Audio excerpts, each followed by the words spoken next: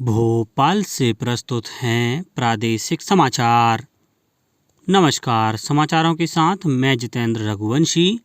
पहले मुख्य समाचार। 76वां गणतंत्र दिवस आज राष्ट्रपति द्रौपदी मुर्मू ने राष्ट्र को किया संबोधित। राष्ट्रीय मतदाता दिवस पर हुआ विभिन्न कार्यक्रमों का आयोजन।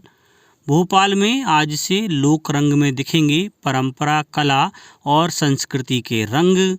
और प्रदेश में मौसम ने फिर ली करवट, बर्फीली हवाओं की वजह से ठंड का असर बढ़ा।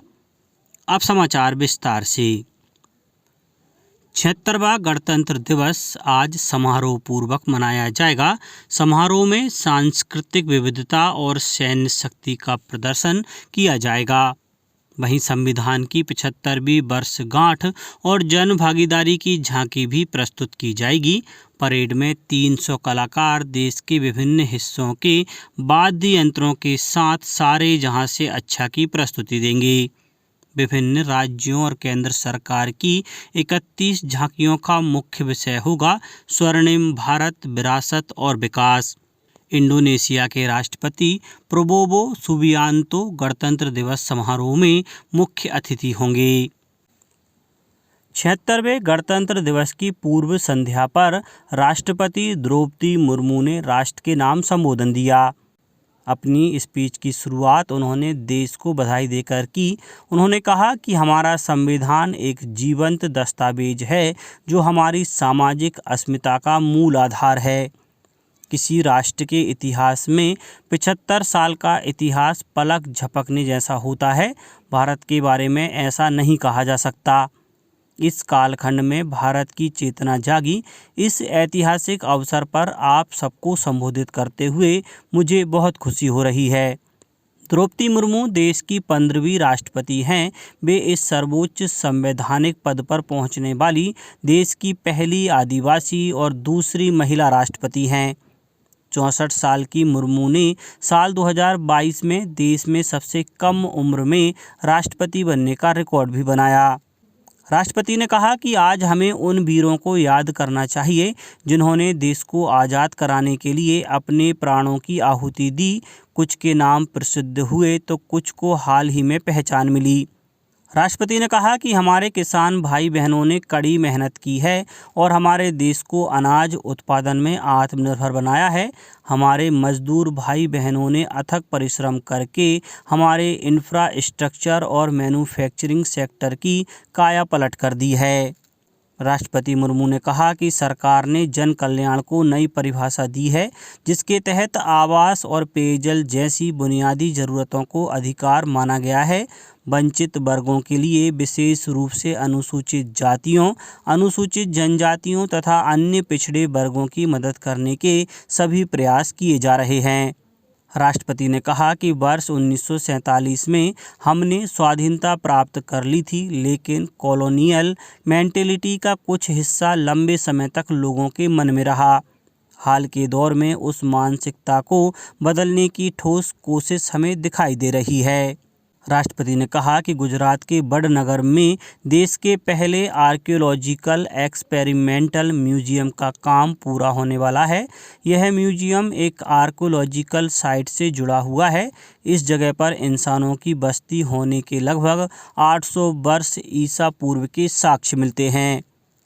राष्ट्रपति ने कहा कि पिछले साल हमारे खिलाड़ियों ने ओलंपिक खेलों में अच्छा प्रदर्शन किया है। पैरालंपिक खेलों में हमने अपना अब तक का सबसे बड़ा कंटिजेंट भेजा, जिसने अब तक का सबसे अच्छा प्रदर्शन किया। FIDE शतरंज ओलंपियाड में हमारे खिलाड़ियों ने दुनिया भर को अपने प्रदर्शन से प्रभावित किया और पुरुष और महिला चेस खिलाड़ियों ने स्वर्ण पदक जीते। 2024 में डी गुकेश ने अब तक का सबसे कम उम्र का विश्व चैंपियन बनकर इतिहास रच दिया। भोपाल में आयोजित राज्य स्तरीय गणतंत्र दिवस कार्यक्रम में राज्यपाल मंगूभाई पटेल राष्ट्रीय ध्वज फहराएंगे। मुख्यमंत्री डॉक्टर मोहन यादव इंदौर में झंडा वंदन करेंगे। विधानसभा अध्यक्ष नरेंद्र सिंह तोमर मुरैना जिले में और जिला मुख्यालयों पर मंत्री एवं कलेक्टर ध्वज फहराकर मुख्यमंत्री के संदेश का वाचन करेंगे। राष्ट्रपति द्रौपदी मुर्मू ने कहा है कि यह गौरव का विषय है कि भारत विश्व का सबसे बड़ा, विविध, युवा, समावेशी और संवेदनशील लोकतंत्र है। नई दिल्ली में 15वें राष्ट्रीय मतदाता दिवस कार्यक्रम को संबोधित करते हुए राष्ट्रपति ने कहा कि आधुनिक विश्व के लिए भारत का लोकतंत्र एक अनूठा उदाहरण है। प्रमुख निर्वाचन आयुक्त राजीव कुमार ने कहा कि भारत में अब तक मतदाताओं की संख्या 99 करोड़ से अधिक है और जल्द ही देश 1 अरब से अधिक मतदाताओं के साथ एक नया कीर्तिमान स्थापित करेगा।